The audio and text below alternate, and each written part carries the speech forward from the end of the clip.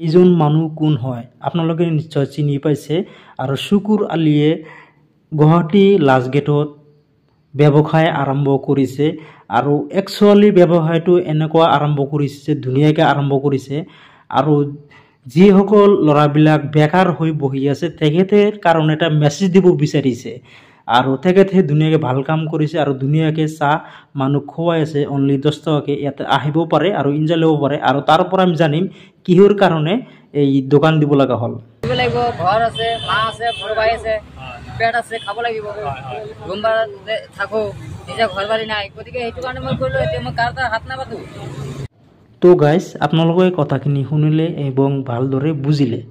কথাটো হৈছে যে সি ব্যৱসায় আৰম্ভ কৰিছে, কাৰো তাতে পইচা নোখোজে, সি লাগিলে কষ্ট কৰি খাব। আৰু আপোনালোকক এটা মেছেজ দিলে যিসকল ল'ৰাবিলাক বেকাৰ হৈ বহি আছা, তো যি হওক। আৰু ইয়াতে কি পাব আপুনি সেইটো মই বিষয়ে আলোচনা কৰিম। ইয়াতে পুৰি পাব, পকৰা পাব, বইল ডিম পাব, চাহ পাব, ব্ৰেড পাব, ব্ৰেডৰ চপ পাব আৰু ইত্যাদি ইত্যাদি বহুত ধৰণৰ বস্তু ইয়াতে পোৱা যায়। আপোনালোকে আহিব পাৰে আৰু খাবও পাৰে।